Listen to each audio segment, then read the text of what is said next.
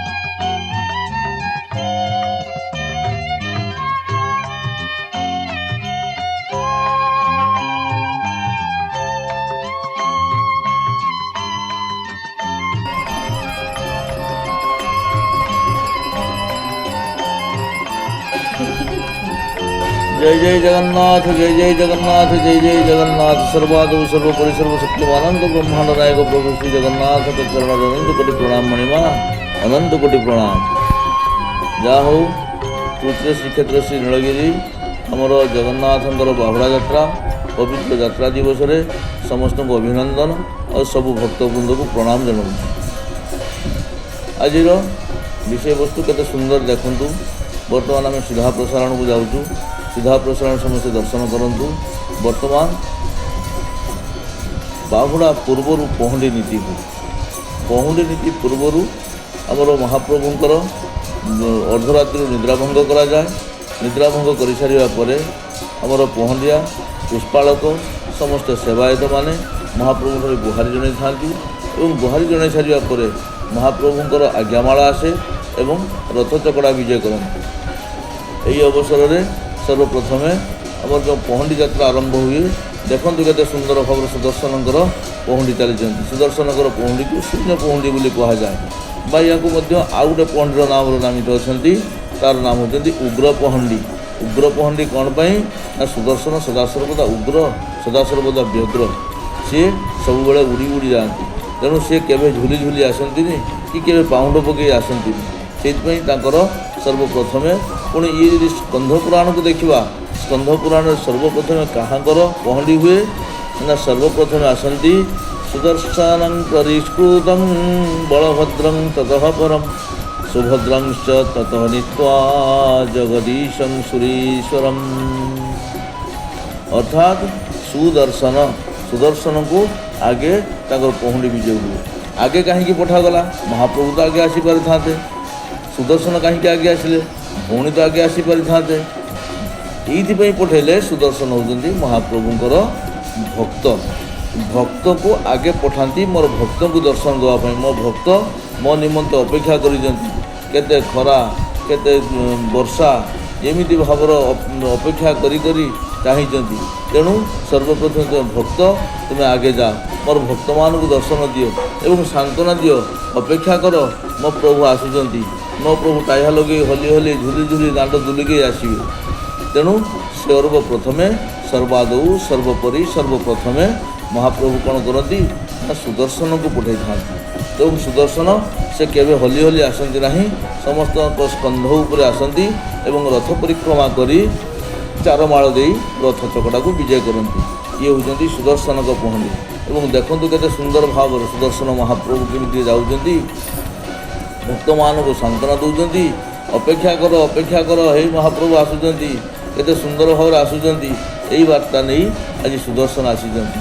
ଆଉ ଏଠି ସମସ୍ତଙ୍କୁ ଦେଖନ୍ତୁ, ଆମର ପହଣ୍ଡିଆ ବନ୍ଧୁମାନଙ୍କୁ ଦେଖନ୍ତୁ, କେତେ ସୁନ୍ଦର ଭାବରେ ଆଲୋଟ ଚାଲିଛି, ଚାମର ଚାଲିଛି, ମହାପ୍ରଭୁଙ୍କ ପାଇଁ ଓଡ଼ିଶୀ ନୃତ୍ୟ ମଧ୍ୟ ଚାଲିଛି। କେତେ ସୁନ୍ଦର ଭାବରେ ଆମର କୁନି କୁନି ପିଲାମାନେ, ଆମର ଗର୍ବ ଗୌରବମାନେ, ଏମାନଙ୍କୁ ମହାପ୍ରଭୁଙ୍କ ପାଖରେ ଏତିକି ପ୍ରାର୍ଥନା, ଏମାନେ ମଧ୍ୟ ଆହୁରି ଆଗକୁ ଆଗକୁ ଉନ୍ନତ କରନ୍ତୁ।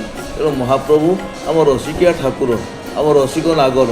ତେଣୁ ସେ ଏ ଦୃଷ୍ଟିରୁ ସେ ସର୍ବପ୍ରଥମେ ଟିକେ ନାଚ କୀର୍ତ୍ତନ ନହେଲେ ଟିକେ ଭଲ ଲାଗିବନି।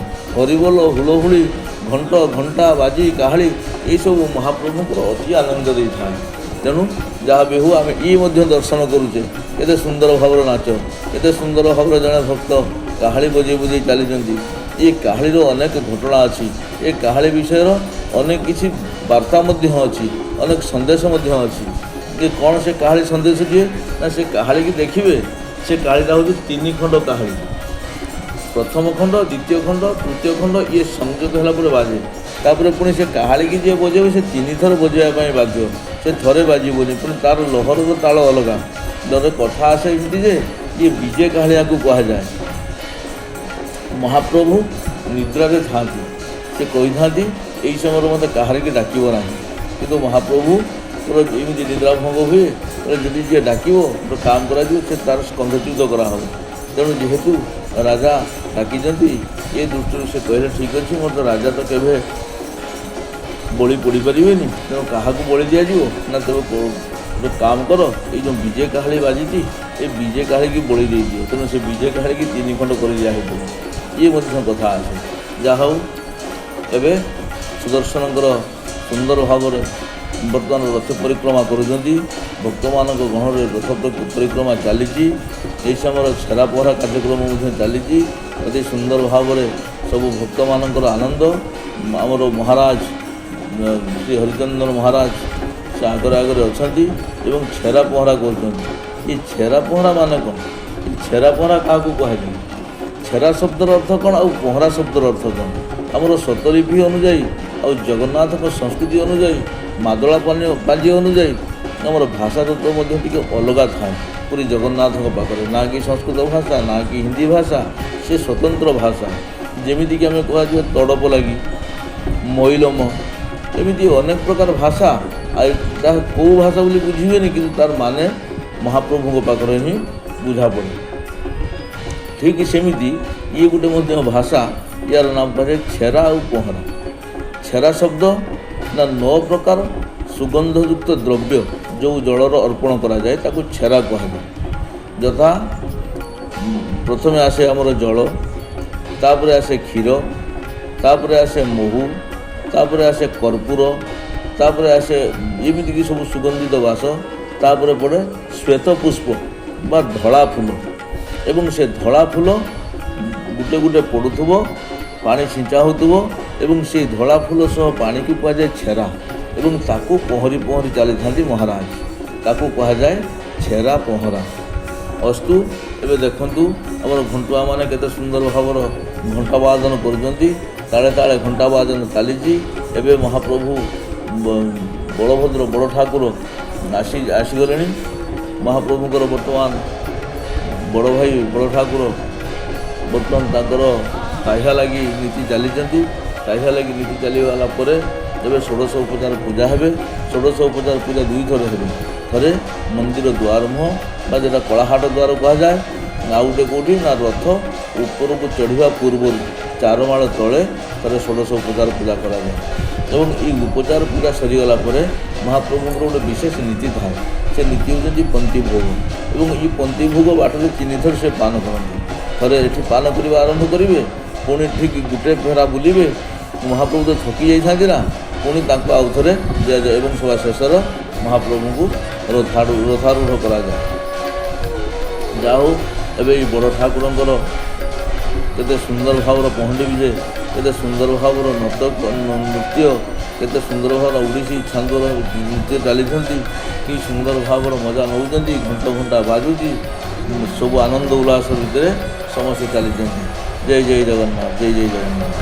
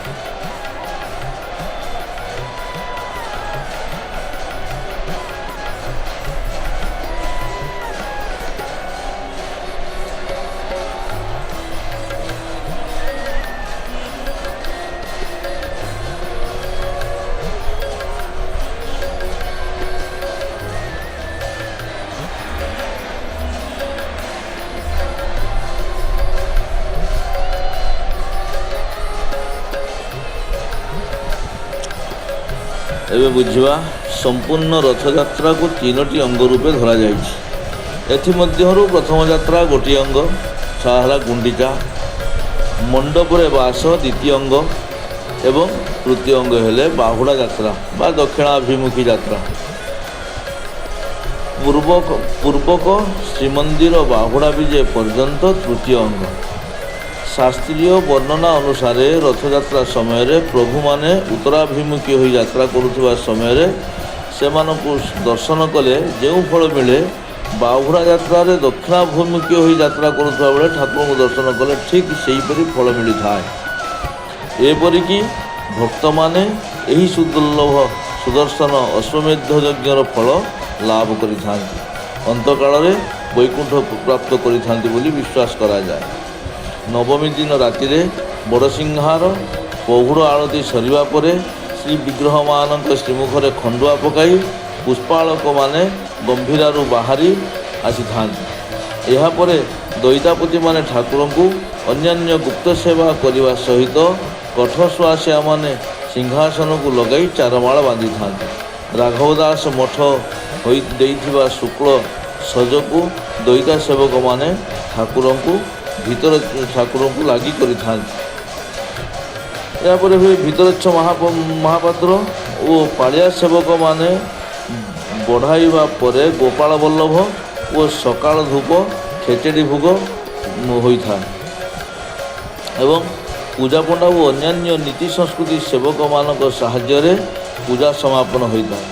ଏହାପରେ ଦଇତାପତିମାନେ ଶ୍ରୀବିଗ୍ରହଙ୍କର ସେନାପଟା ଲାଗି ଗୁପ୍ତ ନୀତି କରିଥାନ୍ତି। ଉକ୍ତ କାର୍ଯ୍ୟ ଶେଷ ହେବା ପରେ ଗୁଣ୍ଡିଚା ଦିନ ବା ପରି ପୂଜାପଣ୍ଡା ଦଇତା ମହାପାତ୍ର ଓ ମୁଦିରସ୍ଥ ସେବକମାନଙ୍କ ଦ୍ୱାରା 3 ବାଡ଼ରେ ମଙ୍ଗଳାର୍ପଣ ହୋଇଥାଏ। ତତ୍ପରେ ମୁଦିରସ୍ଥ ଡର ଲାଗି ଓ ପୁଷ୍ପାଞ୍ଜଳି ନୀତି ସମାପନ କରିଥାନ୍ତି। ପରେ ବିଜେ କାହାଳି ବାଜେ ଓ ଠାକୁରମାନଙ୍କର ବାହୁଡ଼ା ପହଣ୍ଡି ଆରମ୍ଭ ହୋଇଥାଏ। ଶ୍ରୀବିଗ୍ରହ ମାନେ ଜଗମୋହନ ଦ୍ୱାର ପାଖରେ ପହଞ୍ଚିବା କ୍ଷଣି ରାଘବ ଦାସ ମଠ ପ୍ରଦତ୍ତ ଟାହିଆ ଶ୍ରୀମନ୍ତନରେ ଲାଗି କରାଯିବା ସହିତ ପତି ମହାପାତ୍ର ପ୍ରସାଦ ଧରି ଧଣ୍ଡି ଓ ଚନ୍ଦନ ଲାଗି ବନ୍ଦାପନା କର୍ପୂର ଆଳତି ସାତବତୀ ସଞ୍ଜ କାହାଳି ଓ ଘଷା ବିଡ଼ିଆ ମଣ ହିଁ କରିଥାନ୍ତି। ଏହି ସମୟରେ ପୁଷ୍ପାଳକ ମହାଜନମାନେ ତୋଳି ଲାଗି ବଢ଼େଇଥାନ୍ତି।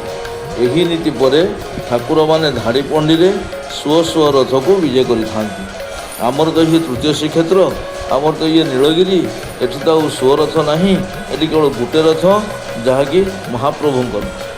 ତେଣୁ ଇଏ ଗୋଟେ ରଥକୁ ଆମର ତିନି ଠାକୁର ବିଜେ କରିଥାନ୍ତି।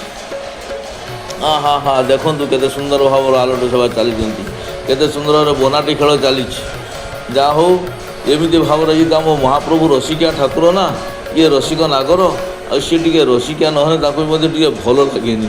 ଯାହା ହଉ କେତେ ସୁନ୍ଦର ଭାବର ଇଏ ବନାଟି ଖେଳ, ଇଏ ବନାଟିର ଦୃଶ୍ୟ ଏଇ ଫିଙ୍ଗି ଦେଉଛନ୍ତି ଉପରକୁ, ପୁଣି ଧରି ନେଉଛନ୍ତି। ଯାହା ହଉ କେତେ ସୁନ୍ଦର ଭାବର ଏବାଟ ପୁଣି ଆମର ଓଡ଼ିଶୀ ନୃତ୍ୟ ଚାଲିଛନ୍ତି ମହାପ୍ରଭୁଙ୍କର ସେବାରେ। ଇଏ ସମସ୍ତେ ଗୋଟେ ଜଣେ ଜଣେ ସେବାୟତ, ଯିଏ ଯେଉଁ ପ୍ରକାର କହେ। ଯେମିତିକି ଆମେ କଥା କହୁଛୁ, କଥା ସେବକ, ଆମେ କଥା ମାଧ୍ୟମରୁ ଭଗବାନଙ୍କୁ ସେବା କରୁଛୁ, କିଏ ନୃତ୍ୟ ମାଧ୍ୟମରେ ଭଗବାନଙ୍କୁ ସେବା କରୁଛନ୍ତି, କିଏ ବିଭିନ୍ନ ପ୍ରକାର କ୍ରୀଡ଼ା ଦର୍ଶନ କରି ଭଗବାନଙ୍କୁ ସେବା ଦେଉଛନ୍ତି, କିଏ ହରିବୋଲ ହୁଳହୁଳି ତାଳି ଶଙ୍ଖ ବଜାଇ ଭଗବାନଙ୍କୁ ସେବା ଦେଉଛନ୍ତି, କିଏ ଭଗବାନଙ୍କୁ ଟାଣି ଟାଣି ଆଣୁଛି, କିଏ ଟେକି ଟେକି ଆଣୁଛି, ଇଏ ମଧ୍ୟ ଗୋଟେ ଭଗବାନଙ୍କର ସେବା। ପୁଣି କିଏ ତାଙ୍କୁ ପୂଜା କରୁଛି, କିଏ ଜଳ ବଢ଼େଇ ଦେଉଛି, କିଏ ଫୁଲ ବଢ଼େଇ ଦେଉଛି, ଇଏ ସବୁ ପ୍ରକାର ସେବା।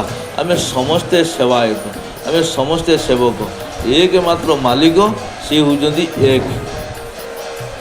ସେଇଥିପାଇଁ କୁହାଯାଏ ଈଶ୍ୱର ଅଂଶ ଜୀବ ଅବିନାଶୀ, ଈଶ୍ୱର ଅଂଶ ଜୀବ ଅବିନାଶୀ, ଚେତନ ଅମଲ ସହଜ ସୁଖ ରାଶି, ଚେତନ ଅମଲ ସହଜ ସୁଖ ରାଶି, জীব লোকে মমেবাংশ জীব ভূতে সনাতন, অর্থাৎ সি হচ্ছেন অংশী, আমি হচ্ছে অংশ। এই দৃষ্টিরু আমি এবং ভগবান, ভগবান হচ্ছেন আমার একমাত্র মালিক। কেবল উদ্দেশ্য আমি যেকୌଣସି ପ୍ରକାରରେ ଭଗବାନଙ୍କୁ ସେବା କରିବା, କାୟ ମନ ବାକ୍ୟରେ ଯେକୌଣସି ଉପାୟରେ ଭଗବାନଙ୍କୁ ସେବା କରିବା। ତେଣୁ ଭଗବାନ ଏ କଳିଯୁଗରେ ରହିଛନ୍ତି ସେବକ ମଣ୍ଡଳୀ, ଅର୍ଥାତ୍ ପ୍ରତ୍ୟେକ ସେବକମାନଙ୍କ ସହିତ ମହାପ୍ରଭୁ ଲୀଳା ବିଶେଷ କରିଥାନ୍ତି। ଆଉ ଗୋଟେ ଯଦି କୁହାଯାଏ, ଇଏ ମହାପ୍ରଭୁ ହେଉଛନ୍ତି ଦାରବତନୁ, ଯାତ୍ରାଷ୍ଟେ ଦାରବତନୁ ଶ୍ରୀ ସୁମାନୁଷ ଲୀଳୟା, ଅର୍ଥାତ୍ ଯାତ୍ରା କାଳରେ ଭଗବାନ ନିଜେ ଦାରବତନୁ ହେଇଥିଲେ କ'ଣ ହେବ ନା ସମ୍ପୂର୍ଣ୍ଣ ମାନବୀୟ ଲୀଳା କରିଥାନ୍ତି। ଟିକେ ଯଦି ପୂର୍ବକୁ ଯିବା, ପୂର୍ବରୁ ଯାଇଛନ୍ତି ଆମର ହେରା ପଞ୍ଚମୀ। ହେରା ଶବ୍ଦର ଅର୍ଥ ହେଉଛନ୍ତି ଦର୍ଶନ କରିବା। ପଞ୍ଚମୀ ଦିନ ହୋଇଥିବାରୁ ଆକୁ ପଞ୍ଚମୀ ତିଥି ବୋଲି କୁହାଯାଏ। ତେଣୁ ମହାଲକ୍ଷ୍ମୀ ମା ଯେଉଁ ହେରା ଦର୍ଶନ ଅର୍ଥାତ୍ ଯେଉଁ ସ୍ୱାମୀକୁ ଦର୍ଶନ କରିବା ପାଇଁ ଆସିଥିଲେ, ତାହା ବାସ୍ତବିକ ଆମେ ହେରା ପଞ୍ଚମୀ କହୁ, କିନ୍ତୁ ଚନ୍ଦ୍ରାୟଣ ନୀତିରେ ତାହା ଷଷ୍ଠ ଦିନ ପ୍ରବେଶ ହୋଇଥାଏ। ତେଣୁ ତାହା ଷଷ୍ଠୀ ତିଥିକୁ ମଧ୍ୟ କୁହାଯାଏ। କିନ୍ତୁ ଆମର ଶାସ୍ତ୍ରମାନେ କହିଛନ୍ତି ଇଏ ହେଉଛନ୍ତି ହେରା ପଞ୍ଚମୀ। ଏବଂ ଏ ହେରା ପଞ୍ଚମୀ ଦେଖନ୍ତୁ, ଇଏ ସମ୍ପୂର୍ଣ୍ଣ ମାନବୀୟ ଲୀଳା। ସ୍ୱାମୀଟେ ଘରୁ ଯାଇଛି, ସ୍ତ୍ରୀ ଜାଣିନାହିଁ, ହଠାତ୍ ଜାଣିଲେ ଯେ ସେ ତାଙ୍କ ଦେହ ଭଲ ନଥିଲା, ସେ କୁଆଡ଼େ ଗଲେ, କ'ଣ କଲେ, ଏବଂ ସେ ଦେଖିବା ପାଇଁ ଆସିଥିଲେ। ଏବଂ ଅନେକ କିଏ କେତେ ପ୍ରକାର କଥା ସବୁ କୁହନ୍ତି, ମହାଲକ୍ଷ୍ମୀ କୁଆଡ଼େ ରଥ ଭାଙ୍ଗିବାକୁ ଆସିଥିଲେ, କୁଆଡ଼େ, କିନ୍ତୁ ନା, ତାଙ୍କ ରଥ ମହାଲକ୍ଷ୍ମୀଙ୍କ ରଥ, ମହାପ୍ରଭୁଙ୍କର ରଥ ଉପରେ ବାଜିଯିବାରୁ ହଂସପଟରୁ ଖଣ୍ଡେ ଖସି ଯାଇଥିଲା। କିନ୍ତୁ ତାକୁ କୁହାଯାଏ ମହାଲକ୍ଷ୍ମୀ ମା ରାଗିକି ଭାଙ୍ଗି ଦେଇଗଲେ। ନା, ଆଦୌ ନୁହେଁ। ମହାଲକ୍ଷ୍ମୀ ମା ହେଉଛନ୍ତି ସମ୍ପୂର୍ଣ୍ଣ ପତିବ୍ରତା, ପତି ଆଜ୍ଞାର ସଦାସର୍ବଦା ରହିଥାନ୍ତି। ତେଣୁ ଆମ ସଂସାରର ନୀତି ଏଇଠୁ ମଧ୍ୟ ଆରମ୍ଭ ହୁଏ। କାରଣ ମା' ମାନେ ପୁରା ଭାଙ୍ଗନ୍ତି ନାହିଁ। ମା'ମାନଙ୍କର କେବଳ ଗୋଟେ ମାତ୍ର ସେ ଯୋଡ଼ି ଶିଖିଛନ୍ତି, ସେ ଭାଙ୍ଗିବେ କେମିତି। ଆମେ ମଧ୍ୟ ତାକୁ ଗୋଟେ ବିଚାରକୁ ନେଇଯାଇଛେ ମହାଲକ୍ଷ୍ମୀ କୁଆଡ଼େ ରଥ ଭାଙ୍ଗିବାକୁ ଆସିଥିଲେ। ନା ନା ନା ନା, ଆଦୌ ନୁହେଁ। ଏଇଠି ଟିକେ ଦେଖନ୍ତୁ, ମହାଲକ୍ଷ୍ମୀ ମା ରଥ ଭାଙ୍ଗି ନାହାନ୍ତି, ମହାଲକ୍ଷ୍ମୀ ମା ରଥ ଯୋଡ଼ିବାକୁ ଆସିଛନ୍ତି। ଯାହା ହଉ, ଆମେ ସେ ପରିଚ୍ଛେଦକୁ ଯିବା ପୂର୍ବରୁ ଟିକେ ଭଲକି ବିଚାରକୁ ଯିବା। ଦେଖନ୍ତୁ, संपूर्ण मानवीय लीला भगवान किए केते प्रकार कथा कहे आम एथर देखुलु विभिन्न प्रकार हेतुवादी मानकर विभिन्न प्रकार हेतु की वार्ता आदि कड़े काठ गाधाए काठ को ज्वर हुए पुणी काठ यात्रा करे ये सब शोभा पाएनि ये आम जगन्नाथ संस्कृतिर नुहे ये आम भक्त कुठघात हो जाए भक्त हृदय को भांगी जाए तेणु महाप्रभु से मानक ये चिंताधारा थिबा व्यक्ति विशेष मानक क्षमा करंतु एवं महाप्रभु निजे किए से समस्त को जनातु जो ज्ञान भक्तों हृदय अच्छी ताहा मध्य से भितर भर्ती हो जाऊ आउ गोटे कथा होती ना ये रथ यात्रा कर आउ गोटे नाम होती तार पतित पावन यात्रा अर्थात जो मैंने पतित अच्छा से पावन हेबे केमिति मु तो गंभीरा भितर रही मु तो 300 संपूर्ण वर्ष वर्ष धरिकी मु रत्न सिंहासन में विजय करता कि ये रत्न सिंहासन को तो समस्ते जापरेनि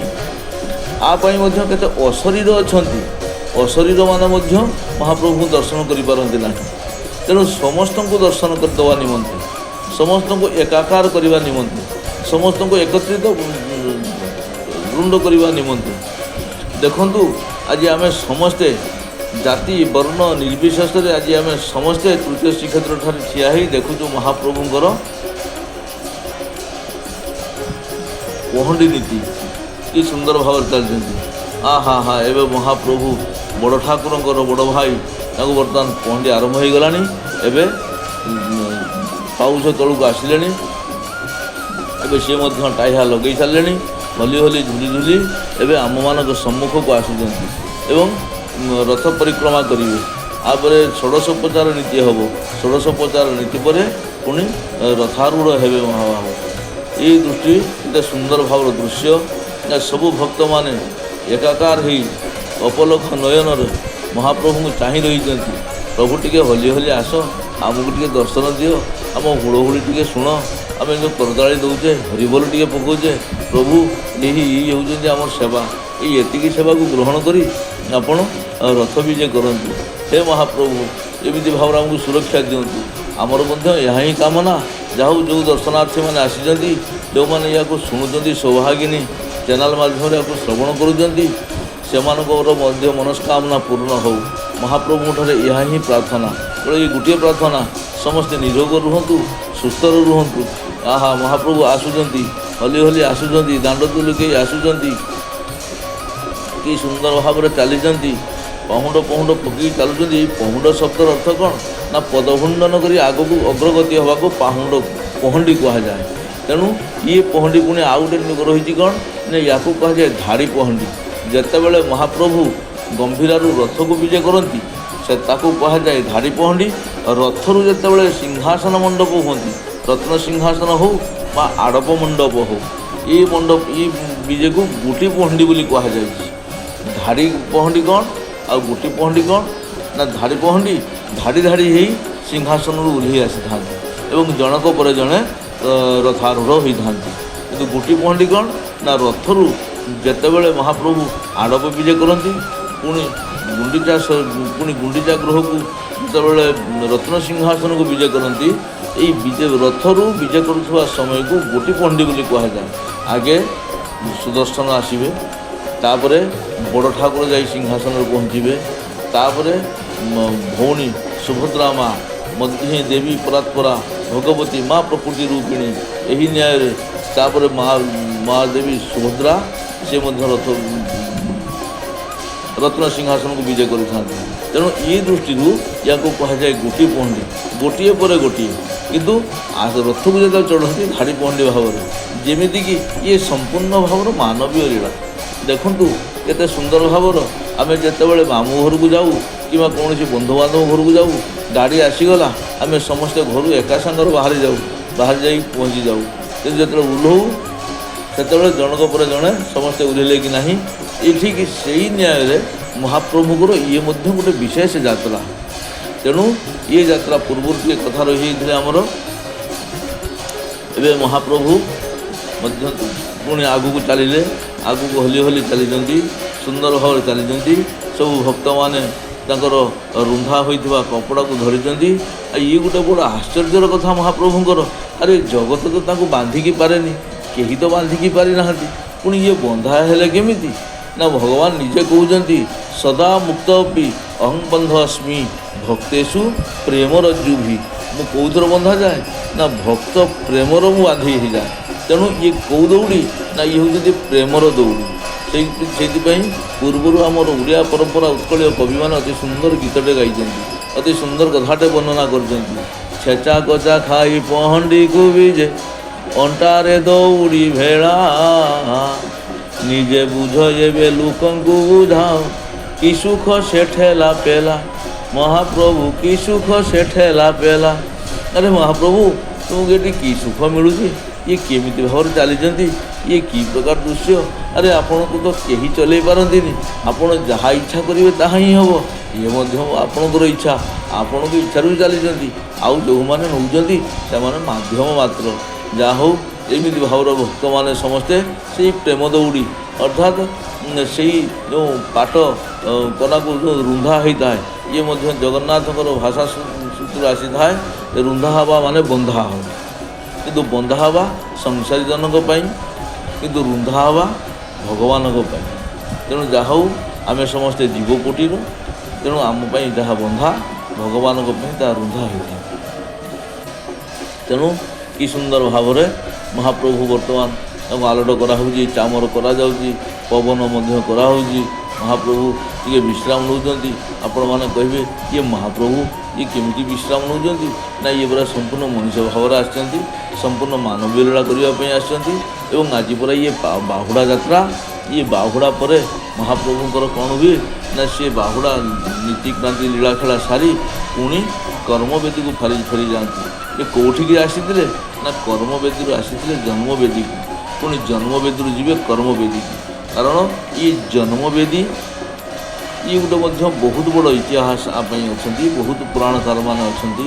ଅନେକ କଥା ମଧ୍ୟ କୁହାଯାଇଛି, ସ୍ୱତଲିପି ମଧ୍ୟ କହିଛନ୍ତି, ଶ୍ରୀମନ୍ଦିର ଟ୍ରଷ୍ଟ ମଧ୍ୟ ଏହାକୁ ସ୍ୱୀକାର କରିଛନ୍ତି। ଏ ସବୁ କଥାକୁ ଯଦି ବିଚାରକୁ ନିଆଯାଏ ତେବେ ଆମେ ବୁଝିପାରିବା ମହାପ୍ରଭୁ ଏଇ ଚତୁର୍ଦ୍ଧା ମୂର୍ତ୍ତିଙ୍କର ଜନ୍ମବେଦୀ ହେଉଛନ୍ତି ଶ୍ରୀ ଗୁଣ୍ଡିଚା ମନ୍ଦିର। କିନ୍ତୁ ଗୁଣ୍ଡିଚା ମନ୍ଦିର ମାଉସୀ ମା ମନ୍ଦିର ନୁହେଁ। ମାଉସୀ ମା ହେଉଛନ୍ତି ଅର୍ଦ୍ଧଶୋଷିନୀ ବା ଅର୍ଦ୍ଧଶଣୀ ବୋଲି କୁହାଯାଏ। ଇଏ ଗୁଣ୍ଡିଚା ହେଉଛନ୍ତି ତାଙ୍କର ମା। ଅର୍ଥାତ୍ ଏଇଠି ଯେତେବେଳେ ଆମର ବିଶ୍ୱାବସୁଙ୍କ ନିକଟରୁ ନୀଳମାଧବ ନୀଳଗିରି ପର୍ବତରୁ ଗଣ୍ଡିର ଉପରେ ଭାସି ଭାସି ଆସି ଲାଗିଲେ କେଉଁଠି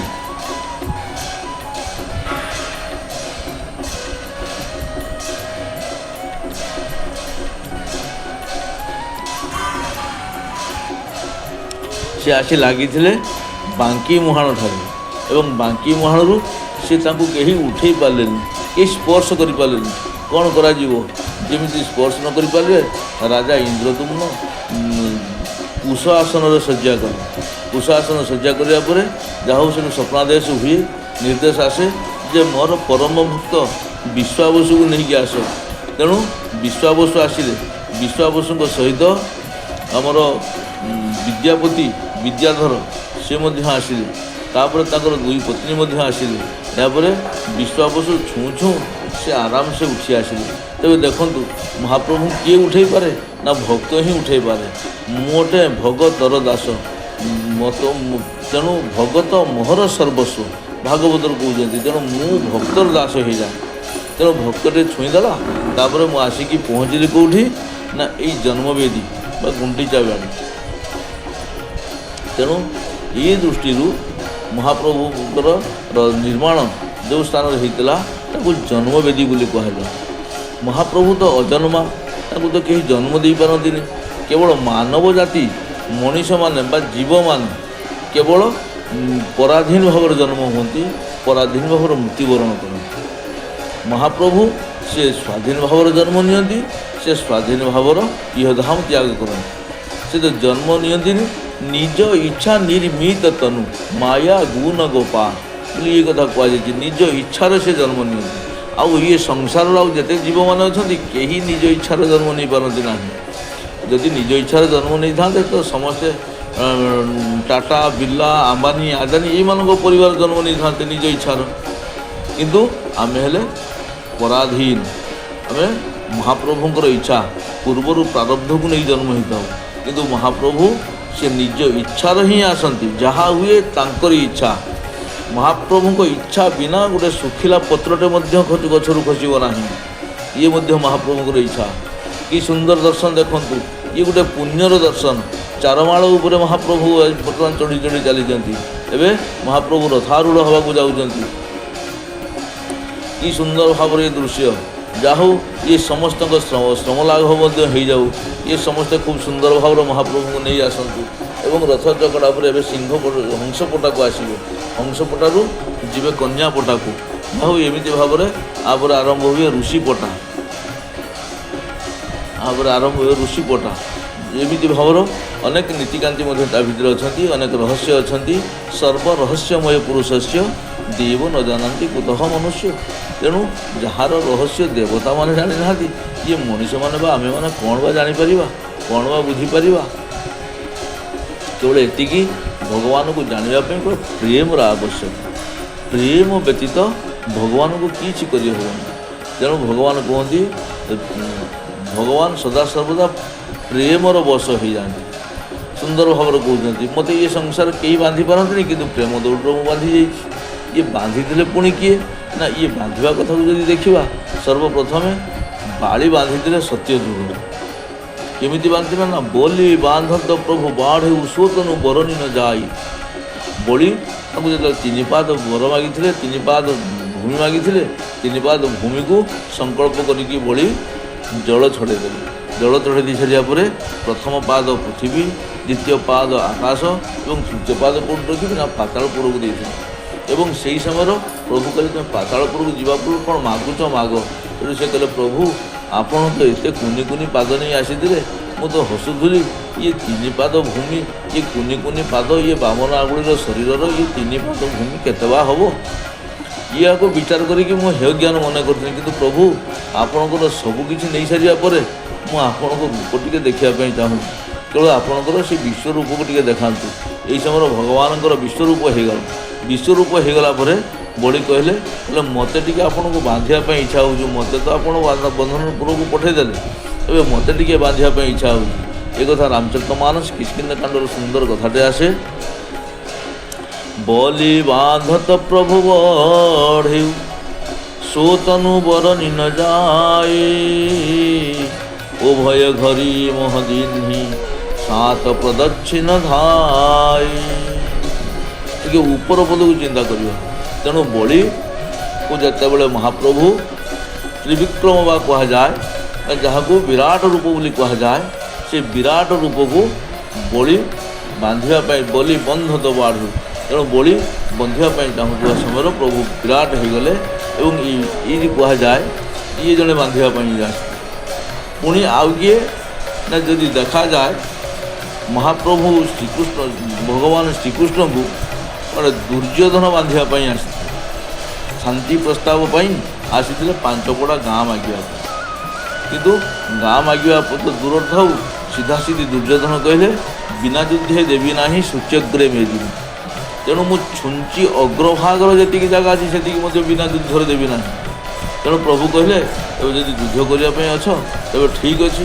ना किए से गौड़ पिला ये एत बड़ कथा आसिक मो राजद्वार कही जाऊँगी भाव चिंता करू करू बोले हे सैन्यगण समस्ते मिसी या छड़िया को बांधि दिए तेणु समस्ते बांधापी जाते जहाँ कहीं बांधि पारे ना बांधा तो दूर कथा कहीं विश्वरूप को दर्शन कर पारे ना केवल से 5 जन महानायक से विश्वरूप को दर्शन कले किंतु से महाप्रभु से निजे अच्छा जिते शक्ति लगे बांधि पारे ना किंतु जशोमती माँ यशोदा से कि सुंदर भाव भगवान को बांधि पकड़े पुणी बांधा पर देखूँ जामणार्जुन को उद्धार करवा ये गोटे लीला थी तेणु ये माँ जिते बड़े बांधापी आसी माँ तो रागी तू बहुत नष्ट भ्रष्ट कलुन तू बहुत मिछ कहलुन तेणु ते कौन करी ना बांधिदेमी बांधि देकी मु स्नान करी ये कथा कहीकि उदुफल बांधापी आसी गुड़े गुड़े आणुंट मात्र 2 आंगुली अभाव पड़ू मात्र 2 आंगुली अभाव पड़ू सखी मैंने सब चाहिए सखी मैंने परिहास कर छोटिया छुआटा को तू बांधि पारुनु तू एत बड़ा जा बांधापी एठू माँ को जो क्रोध थिला माँ टिके କହ୍ନେଇକୁ ଚାହିଁକି ଟିକେ ଲାଜେଇ ଗଲେ, ଟିକେ କାନ୍ଦି ପକେଇଲେ, କହିଲେ ବାପାରେ ତୋତେ କିଏ ବା ବାନ୍ଧି ପାରିବ, ମୁଁ ବା ବାନ୍ଧି ପାରିବି କେମିତି, କ'ଣ ଏତେ ମୋ ସଖାସଖୀମାନଙ୍କ ମୋ ଯାଆମାନଙ୍କ ଆଗରୁ ତୁ ମୋତେ ଅପମାନ କରିବୁ, ମୁଁ କ'ଣ ଇଏ ତୁ ଅପମାନ ହେବି, ସବୁଦିନ ହସ ଶୁଣୁଥିବି, ତେଣୁ ତୁ ଟିକେ ବାନ୍ଧି ଯାରେ, ତୁ ଟିକେ ବାନ୍ଧି ଯାରେ। ଏ କଥା କହୁଁ କହୁଁ ଠିକ୍ ପ୍ରେମ ଭାବ ଜାଗ୍ରତ ହୋଇଗଲା ଯଶୋମତୀ ମାଆଙ୍କର। ଏହି ସମୟରେ ଭଗବାନ ବନ୍ଧନ ପଡ଼ିଗଲେ। କୁହାଯାଏ କ'ଣ ନା ସେ ଦୁଇ ଆଙ୍ଗୁଳି ଅଭାବ ରହୁଥିଲା। ସେ ଦୁଇ ଆଙ୍ଗୁଳି କ'ଣ ନା ସେ ହେଉଛନ୍ତି ପ୍ରେୟ ଆଉ ମ। ଏଇ ପ୍ରେମ ମାଧ୍ୟମର ଭଗବାନଙ୍କୁ ଯିଏ ଯାହା କରିପାରେ। ତେଣୁ ଇଏ ଭଗବାନ ଯେଉଁ ରଥକୁ ଉଠୁଛନ୍ତି, ସବୁ ପହଁରିଆମାନେ ଯଦି କହିବେ ଆମେ ନଥିଲେ ମହାପ୍ରଭୁ ଉଠିବେନି, ତାହା ସମ୍ପୂର୍ଣ୍ଣ ଭୁଲ। କିନ୍ତୁ ମହାପ୍ରଭୁଙ୍କର ଇଚ୍ଛା, ମହାପ୍ରଭୁଙ୍କର ଯାହା ଇଚ୍ଛା ହୁଏ ସିଏ ଆପେ ଆପେ ଏ ଶରୀରକୁ ଶକ୍ତି ସେଇ ହିଁ ଦିଅନ୍ତି, ଏ ଚାଲିବାର କ୍ଷମତା ସେଇ ହିଁ ଦିଅନ୍ତି, ଆମର କଥା କହିବାର ଶକ୍ତି ସେଇ ହିଁ ଦିଅନ୍ତି। ତେଣୁ ସେ ନିଜେ ନିଜେ ହିଁ ସବୁକିଛି କରୁଛନ୍ତି, ଆମେ ନିମିତ୍ତ ମାତ୍ର। ଭଗବାନ ଆମର ଯାହା ହଉ ଏତିକି ଟିକେ ପ୍ରାରବ୍ଧ ଅଛି, କୌଣସି ନା କୌଣସି ଉପାୟରେ ଆମେ ମହାପ୍ରଭୁଙ୍କୁ ସେବାଟିଏ ଦେଇପାରୁଛେ, କଥା ମାଧ୍ୟମରେ ହେଉ, ଗାଳି ମାଧ୍ୟମରେ ହେଉ ବା ଗାଳି ମାଧ୍ୟମରେ ହେଉ।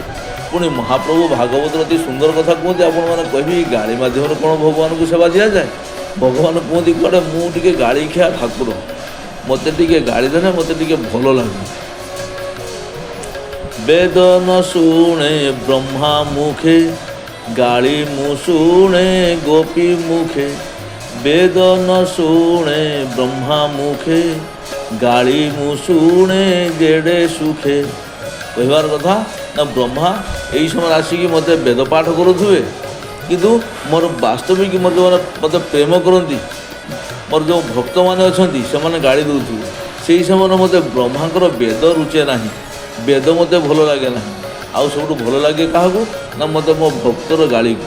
ତେଣୁ ଇଏ ମଧ୍ୟ ଗାଳି ଦେବା ମଧ୍ୟ ଗୋଟେ ସେବା, କିନ୍ତୁ ଗାଳି ଦେବା ମାନେ ନିଜତ୍ୱର ନିଜକୁ ଭଗବାନଙ୍କ ସହିତ ହଜେଇ ଦେବା, ନିଜକୁ ଭଗବାନଙ୍କ ପାଖରେ ସମର୍ପଣ କରିଦେବା ପରେ ଯେଉଁ ଗାଳି ଆସେ, ସେଇଭଳିଆ ଗାଳିକି ଭଗବାନ ସହନ କରନ୍ତି, ସେଇଭଳିଆ ଗାଳିକି ଭଗବାନ ଶୁଣି ଶୁଣି ମହା ଆନନ୍ଦିତ ହୋଇଯାଆନ୍ତି।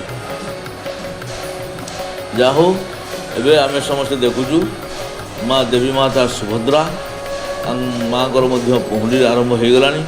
ଇଏ ସୁଭଦ୍ରା କିଏ ନା ଇଏ ସୁଭଦ୍ରାଙ୍କୁ କୁହାଯାଇଛି ମାୟା। ମୁଁ ତେ ମୋର ତୋର ତେ ମାୟା, ଯେ ହି ଲଗି ବସ ଜୀବନି କାୟା। ଅର୍ଥାତ୍ ଇଏ ମାୟାର ଅଧୀନ ଆମେ ହୋଇସାରିବା ପରେ ଆମେ ଇଏ ଜଗତକୁ ମୋର ତୋର ବୋଲି ମାନି ନେଇଛୁ। କିଛି ଆମେ ବୁଝିପାରୁନାହୁଁ ଯେ ଇଏ କେବଳ ଆଖିର ଲାଳସା ମାତ୍ର, ଆଉ ୟା ପାଇଁ କିଛି ନାହିଁ। ଅର୍ଥାତ୍ ମାୟା ପରେ ମାୟା ଧର ଆସନ୍ତି। କିନ୍ତୁ ଯଦି ଆମେ ଟିକେ ରାମଙ୍କ କାଳକୁ ଯିବା, ଆମେ ଯଦି ଦେଖିବା ଏଠି ସର୍ବପ୍ରଥମେ ସୁଦର୍ଶନ ଆସିଲେ, ତାପରେ ବଡ଼ ଭାଇ ବଡ଼ ଠାକୁର ଆସିଲେ, ତାପରେ ମଧ୍ୟ ଦେବୀ ପରାତ୍ପରା ଅର୍ଥାତ୍ ମା ଠାକୁରାଣୀ ଆସିଲେ, ତାପରେ ଆସିବେ ଯାଇକି ମହାପ୍ରଭୁ ଜଗନ୍ନାଥ। ଇଏ କେମିତି ନା ଇଏ ରାମଙ୍କ କାଳ ବା ତ୍ରେତୟା ଯୁଗ କାଳର ଇଏ ସମ୍ପୂର୍ଣ୍ଣ ଉଲଟା। ଆଗେ ରାମ ଲକ୍ଷ୍ମଣ ବନ ପାଛେ। ଆଗର କିଏ ନା ଆଗର ରାମ, ପଛର କିଏ ନା ପଛର ହେଉଛନ୍ତି ଲକ୍ଷ୍ମଣ। ତେଣୁ ଇଏ ରାମ କିଏ?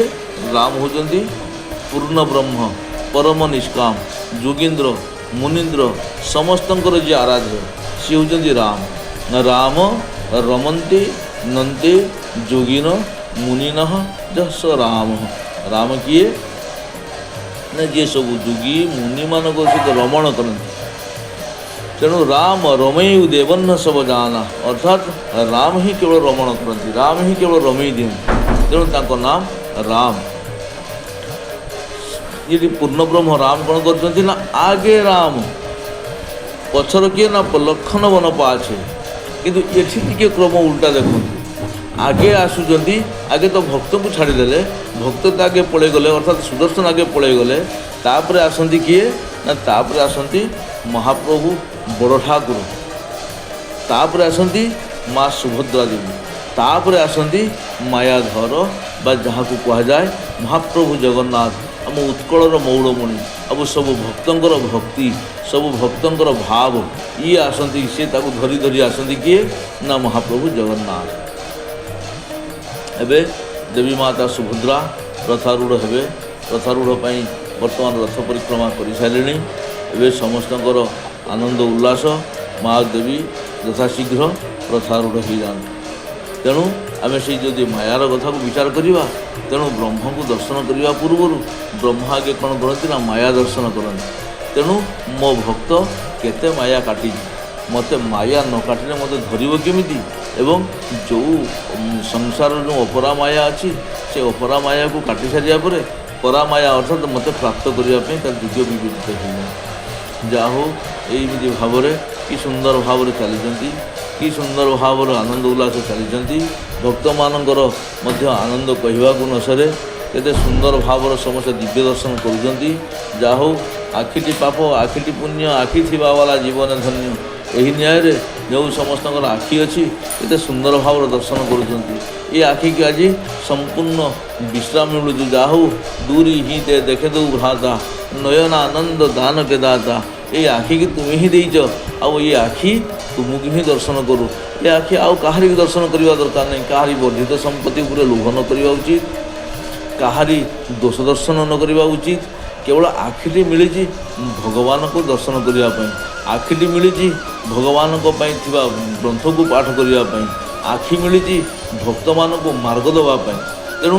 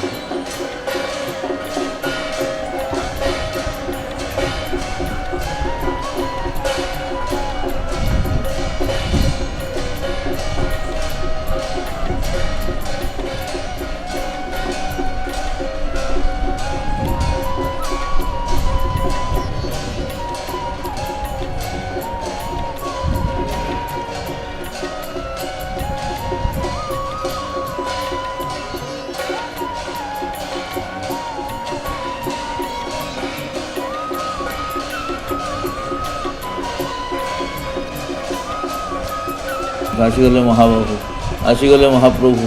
ଏବେ ଦାଣ୍ଡ ଦୁଲୁକି ଚାଲିବେ। କେମିତି ଚାଲୁଛନ୍ତି ନା ଇଏ ଚାଲିବାକୁ ମଧ୍ୟ ଅତି ସୁନ୍ଦର ଭାବରେ ବର୍ଣ୍ଣନା କରାଯାଇଛି। ଝୁଲି ଝୁଲି ଆସେ ମୋ କାଳିଆ ହାତୀ। କାଳିଆ ହାତୀ କେମିତି ଆସେ ନା ଝୁଲି ଝୁଲି ଆସନ୍ତି, ହଲି ହଲି ଆସନ୍ତି, ଦାଣ୍ଡ ଦୁଲୁକେଇ ଆସନ୍ତି। ଆଉ ପ୍ରଭୁଙ୍କର ଇଏ ଚାଲିବାକୁ କେମିତି ଭାବରେ ବର୍ଣ୍ଣନା କରାଯାଇଛି ନା ମା ଯଶୋମତୀ ବର୍ଣ୍ଣନା କରିଛନ୍ତି। ଆଉ ଗୋଟେ ବର୍ଣ୍ଣନା କରାହେଇଛି ଆମ ରାମଚନ୍ଦ୍ର ମାନସ ପ୍ରଭୁ ରାମ କେମିତି ଯାଉଛନ୍ତି।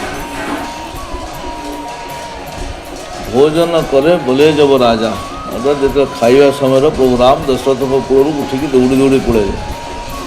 କୌଶଲ୍ୟା ଜବ ବୋଲନ ଯାଇ, ଠୁମୁକୁ ପ୍ରଭୁ ଚଲତ ପରାଇ। କୌଶଲ୍ୟା ଜବ ବୋଲନ ଯାଇ, କୌଶଲ୍ୟା ମା ଡାକୁଛନ୍ତି ପୁଅରେ ଆ, କିନ୍ତୁ ମହାପ୍ରଭୁ କ'ଣ କରୁଛନ୍ତି ନା ଠୁମୁକୁ ଚାଲିଛନ୍ତି। ଇଏ ଠିକ୍ ସେଇ ଚାଲିର ଦୃଶ୍ୟ, ଇଏ ସେମିତି ଚାଲିଛନ୍ତି, ଦାଣ୍ଡ ଦୁଲୁକେଇ ଚାଲିଛନ୍ତି। ମହାପ୍ରଭୁ ହେଉଛନ୍ତି କାଳିଆ ରାଜା, ଇଏ ସଂସାରର ମାଲିକ। ହା କେତେ ସୁନ୍ଦର ଭାବରେ ଚାଲିଛନ୍ତି, କେତେ ସୁନ୍ଦର ଭାବରେ ଟାହ୍ୟାକୁ ହଲେଇ ଚାଲିଛନ୍ତି। ଟାହ୍ୟା ମଧ୍ୟ ସୁନ୍ଦର ଦର୍ଶନଟେ ଦେଉଛନ୍ତି। ଶଙ୍କରାଚାର୍ଯ୍ୟଙ୍କ ମତରେ ବ୍ରହ୍ମ ସତ୍ୟ ଜଗତ ମିଥ୍ୟା, ତେଣୁ ଇଏ ବ୍ରହ୍ମ ସତ୍ୟ ଜଗତ ମିଥ୍ୟା।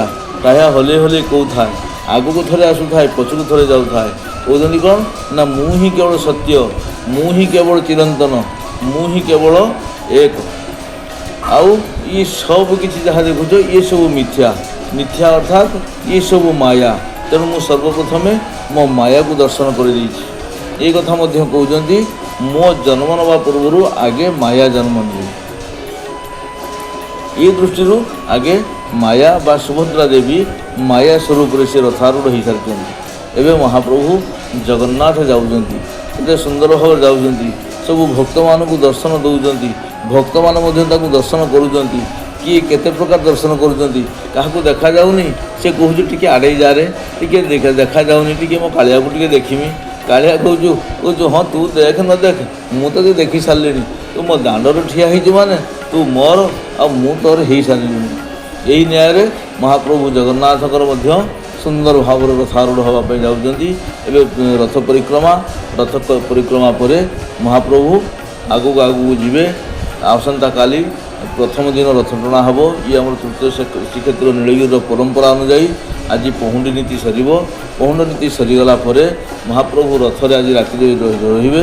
ତା ପରଦିନ ଆମର ବଡ଼ ଏକାଦଶୀ ଅଛନ୍ତି ଏବଂ ଏହି ଏକାଦଶୀ ବ୍ରତକୁ ମହା ଆଡ଼ମ୍ବରରେ ମହାପ୍ରଭୁ ପାଳନ କରନ୍ତି। ଆଉ ଯେଉଁ ଆମର ବର୍ଷର 24 ଏକାଦଶୀ ଅଛି, କୃଷ୍ଣପକ୍ଷ 12 ଏକାଦଶୀ, ଶୁକ୍ଳପକ୍ଷ 12 ଏକାଦଶୀ, এই দুই মিশিলে ହୁଏ 24 ଏକାଦଶୀ। ମହାପ୍ରଭୁ 23 ଏକାଦଶୀ କରନ୍ତି ନାହିଁ, କେବଳ ଗୋଟିଏ ମାତ୍ର ଏକାଦଶୀ ବ୍ରତ ସେ ପାଳନ କରନ୍ତି।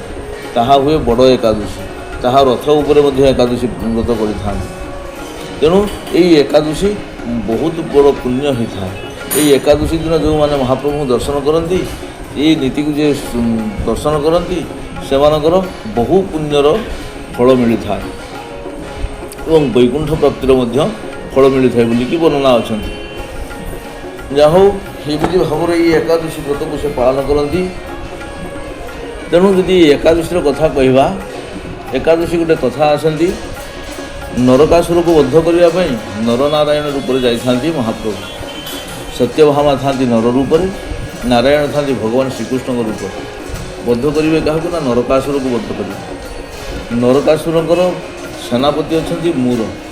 ମୂର ହେଉଛନ୍ତି ପଞ୍ଚଜନ୍ୟଙ୍କର ପୁତ୍ର। ପଞ୍ଚଜନ୍ୟକୁ ବଧ କରିଥିବାରୁ ମୂରଙ୍କର ଶତ୍ରୁ ଥିଲେ ଭଗବାନ ଶ୍ରୀକୃଷ୍ଣ। ଦିନେ ସେ ଶ୍ରୀକୃଷ୍ଣଙ୍କ ସହିତ ଯୁଦ୍ଧ କରିବା ପାଇଁ ବାହାରି ପଡ଼ିଲେ। ମହାପ୍ରଭୁ ଶ୍ରୀକୃଷ୍ଣଙ୍କ ସହିତ ଯୁଦ୍ଧ କରୁ କରୁ ଏମିତି ଯୁଦ୍ଧ ଚାଲିଲା।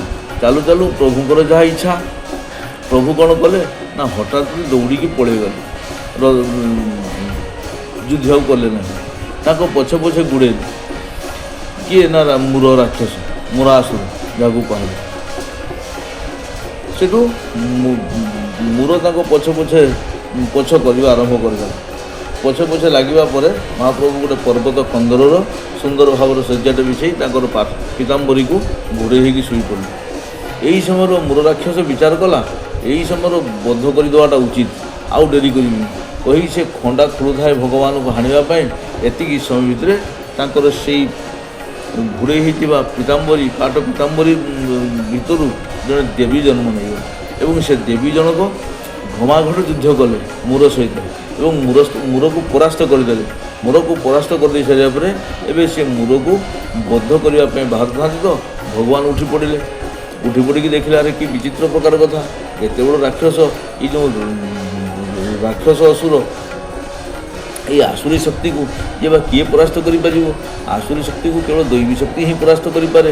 ତେବେ ଇଏ ଦେବୀ, ଇଏ ଜଣେ ଦେବୀ ହେଇଥିବେ। ତେବେ ହେ ଦେବୀ ଆପଣ କିଏ? ନା ସେଠୁ ଦେବୀ ପରିଚୟ ଦେଉଛନ୍ତି, ହେ ଦେବ ମୁଁ ଆପଣଙ୍କର ଏକ ଦାସୀ, ଅର୍ଥାତ୍ ମୁଁ ଆପଣଙ୍କର ଦାସୀ, ଏକ ଦାସୀରୁ ଆସିଛନ୍ତି ଏକାଦୋଷୀ। ଏଠୁ ମହାପ୍ରଭୁ କହୁଛନ୍ତି ନା ତାକୁ ବଦ୍ଧ କରିବା ଉଚିତ ନୁହେଁ। କେହି ଶାସ୍ତ୍ର ମଧ୍ୟ ପ୍ରମାଣ ଦିଅନ୍ତି ତାକୁ କୁଆଡ଼େ ଭଗବାନ ଶ୍ରୀକୃଷ୍ଣ ବଦ୍ଧ କରିଥିଲେ। ଯାହା ହଉ ଯଦି ବଦ୍ଧ କରିଥିଲେ ପୁଣି ସେଠି କହୁଛନ୍ତି ତୁ ଯା ଅନ୍ତରିକ୍ଷର ବାସ କରିବୁ ଏବଂ ଅନ୍ତରିକ୍ଷରୁ ଏତିକି ଭିତରେ ସେ ମୁରାସୁର କହୁଛନ୍ତି ହେ ପ୍ରଭୁ ମୋତେ ଏତେ ବଡ଼ ଦଣ୍ଡ ଦିଅନ୍ତୁନି, ମୋତେ ବଦ୍ଧ କରିଦିଅନ୍ତୁ ପଛେ ମୋତେ ଏତେ ବଡ଼ ଦଣ୍ଡ ଦିଅନ୍ତୁନି, କାରଣ ଇଏ ଅର୍ଣ୍ଣମୟ ପିଣ୍ଡ, ମୁଁ ଯଦି ଅର୍ଣ୍ଣ ନ ପାଇବି ତେବେ ଇଏ ରହିକି ମୋର ଲାଭ କ'ଣ ହେବ? ସେଠୁ ସେ କହୁଛନ୍ତି ହଉ ତେବେ ଠିକ୍ ଅଛି, ତୁ ଯଦି ଅନ୍ନ ପାଇବା ପାଇଁ ଚାହୁଁ ତେବେ ଏଇ ଆଜି ଯେଉଁ ଦିନ ଏକାଦଶୀ ଜନ୍ମ ନେଇଛନ୍ତି ତୁ ସେଇଦିନ ଅନ୍ନରେ ବାସ କରିବୁ। ସେଇଥିପାଇଁ କୁହାଯାଏ ଆମର ଏକାଦଶୀର ଅନ୍ନରେ ପାପ ଥାଏ, ତେଣୁ ସେଦିନ ଅନ୍ନକୁ ବାରଣ କରାଯାଇଥାଏ। ତେଣୁ ଏକାଦଶୀ ଭଗବାନଙ୍କ ପାଇଁ ବହୁତ ବଡ଼ ଦିନ ହୋଇଥାଏ, ଭକ୍ତମାନଙ୍କ ପାଇଁ ବହୁତ ବଡ଼ ଦିନ ହୋଇଥାଏ। ଭଗବାନ ନିଜେ କୁହନ୍ତି ମୁଁ ଅଟେ ଭଗତର ଦାସ, ଏଇ ନ୍ୟାୟରେ ମୁଁ ସଦାସର୍ବଦା ଭକ୍ତଙ୍କର ମୁଁ ହେଉଛି ଦାସ, ମତ ହୁଁ ଭଗତ ନୁହେଁ ଭିନ୍ନ। ତେଣୁ ମୋ ପାଖରୁ ଭକ୍ତ ମଧ୍ୟ ଭିନ୍ନ ନୁହେଁ।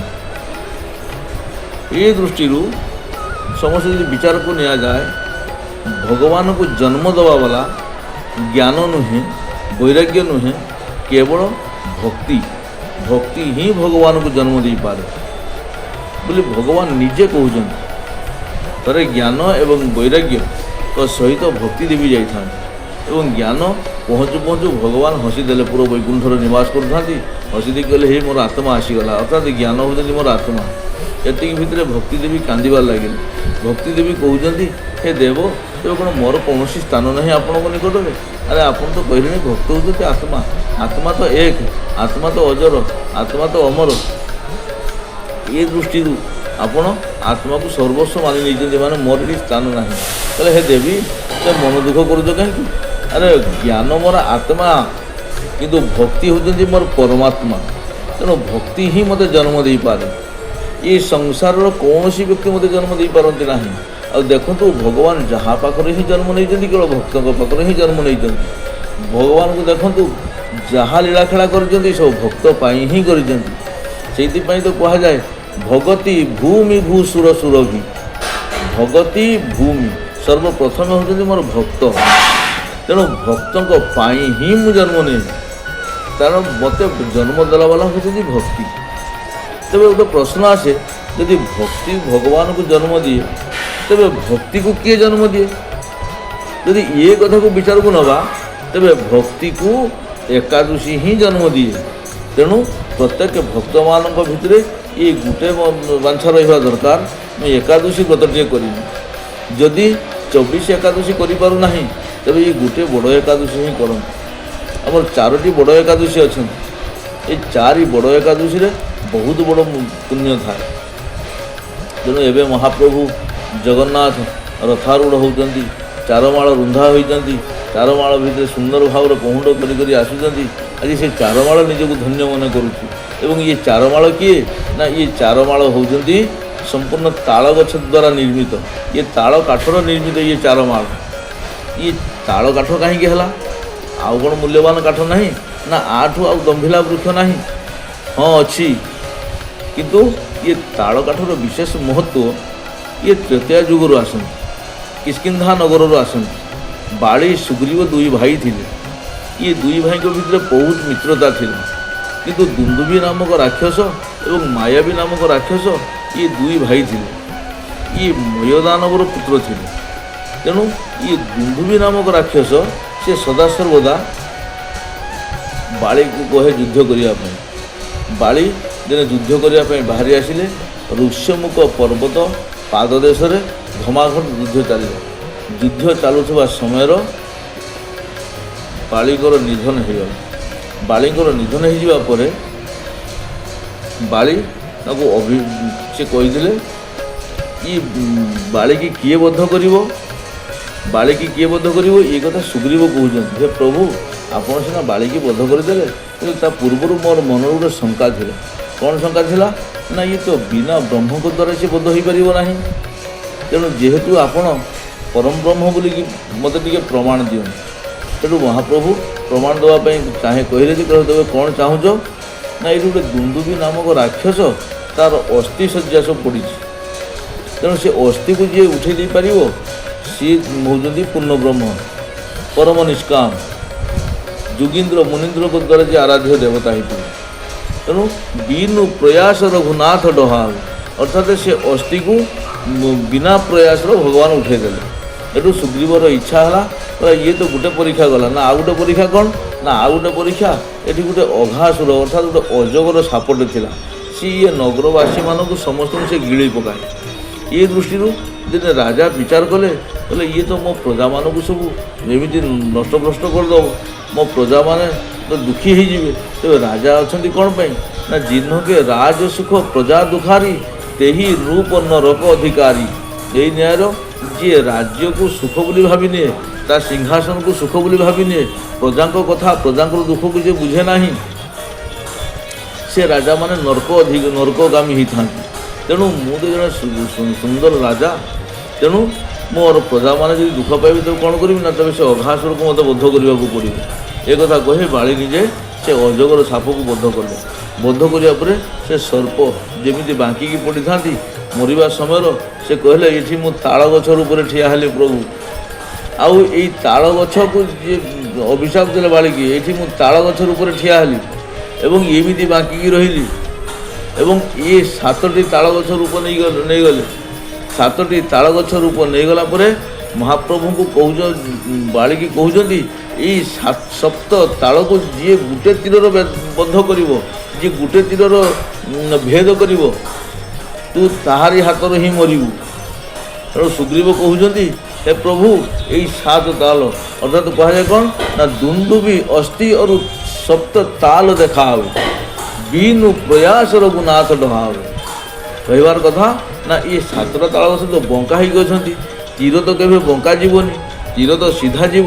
ତେଣୁ ଇଏ 7ଟା ଯାକ ତାଳକୁ ଇଏ ଗୋଟେ ତୀର କେମିତି ଭେଦ କରିବ?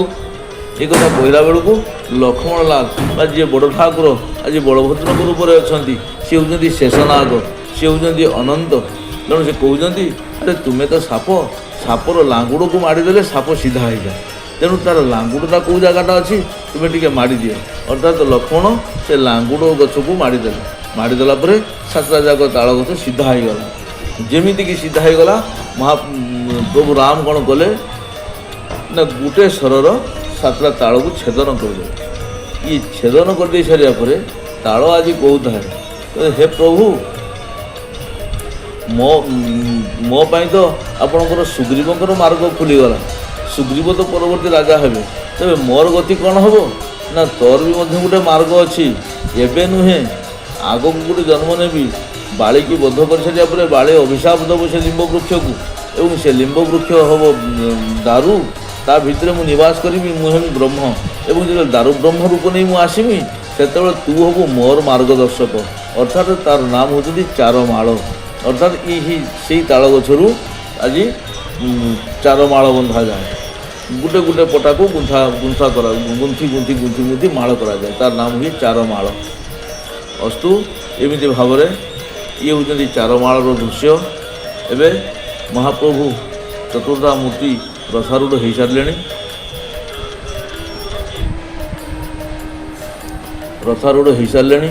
ଏବେ ମହାପ୍ରଭୁଙ୍କର ବିଶେଷ ନୀତି କାର୍ଯ୍ୟକ୍ରମ ପରେ ରାତିର ନୀତି। ରାତି ପାହିବ ଏକାଦଶୀ ବ୍ରତ କରିକି ଆମର ରଥ ଟଣା ହେବ। ଜୟ Jagannath.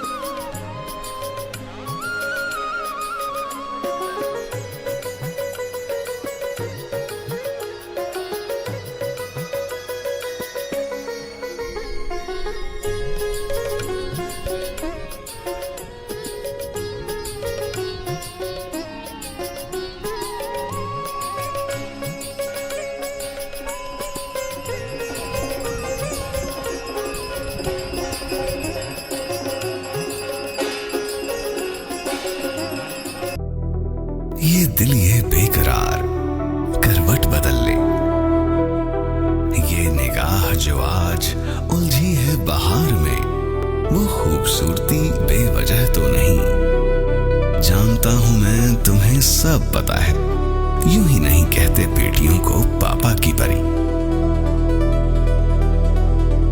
Exclusive collections from the Manohar Lal Pala Jewellers. सस्ता प्लास्टिक व्यवहार करी आपनक स्वास्थ्य को हानि पहुंचाउछथि कि? Don't compromise. किचन वेयर हो कि bathroom ware 100% food safe material रे निर्मित अंकुर हाउस वेयर ही व्यवहार करंतु। 20 वर्षर विश्वस्त ब्रांड एवं ISO सर्टिफाइड कंपनी अंकुर, प्राइस और क्वालिटी रे नंबर 1। পৃথিবী তো নাচি উঠে নাচে জগত সারা, যেবে ওরিপ্লাস রে বহি আছে এ বিশ্বাসর ধারা। ওরিপ্লাস, বিশ্বাসর ধারা।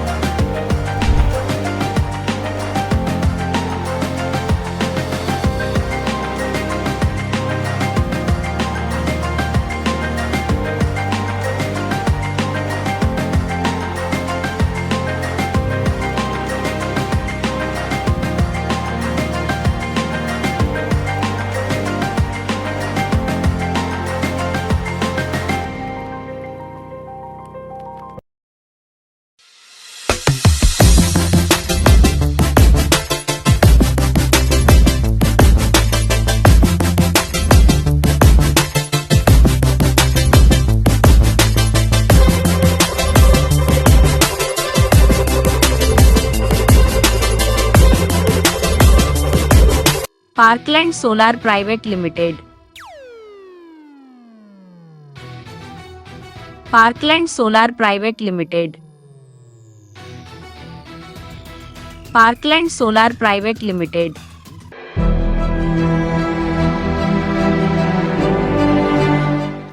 नमस्कार नमस्कार नमस्कार सर आपनकर गुड नेम? मो नाम हूँ विमल चंद्र भंज। मो नाम हूँ रेखा भंज। मैडम आपण सुप्रतीक पर्यंत केमती आसी पहुँचले? आमे आगे बॉम्बे रे रहथलु। बॉम्बे रहिला परे आमे घर देखिया पय आस्तेलु।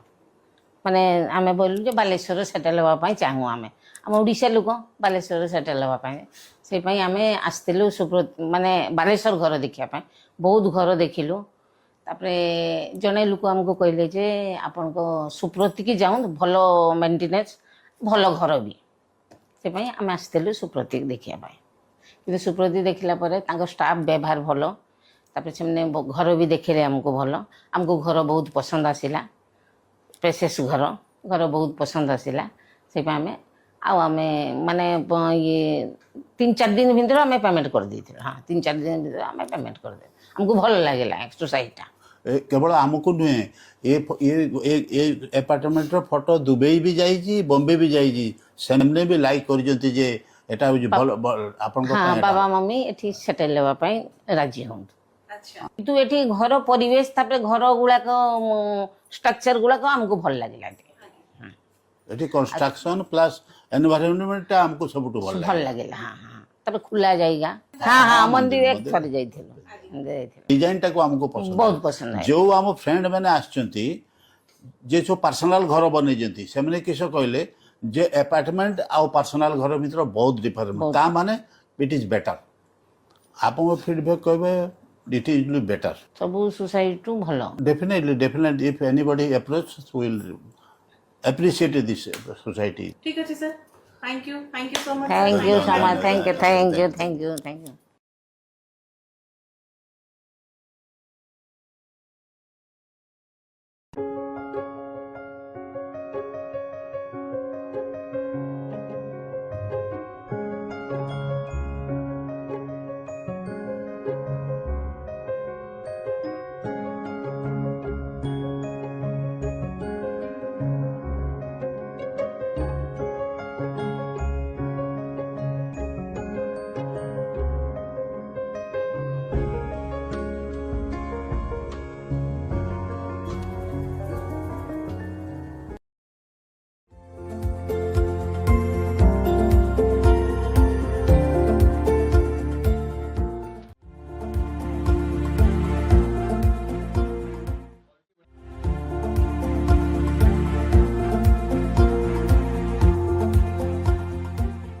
Prakash Plastic,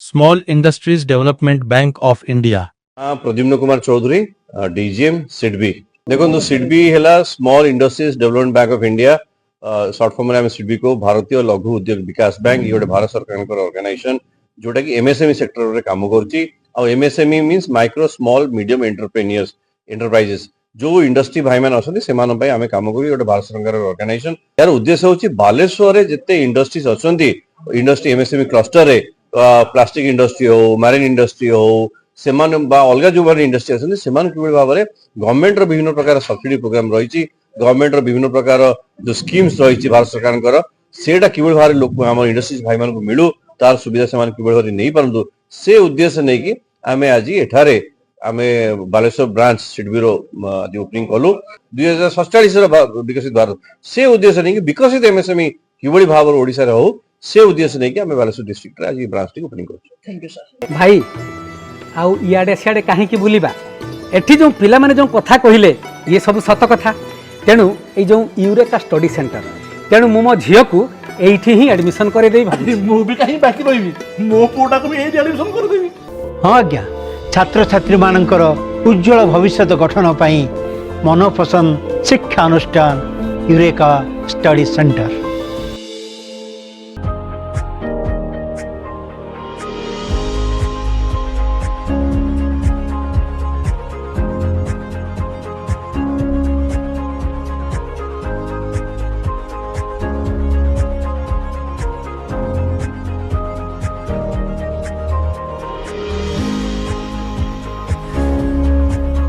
provides holistic education with excellence and empathy from Bal Vatica to STD 12 Science. It has a lush green campus which spreads over 8 acres of land. A 4-story building with more 95 well-furnished rooms are there for imparting education to the students.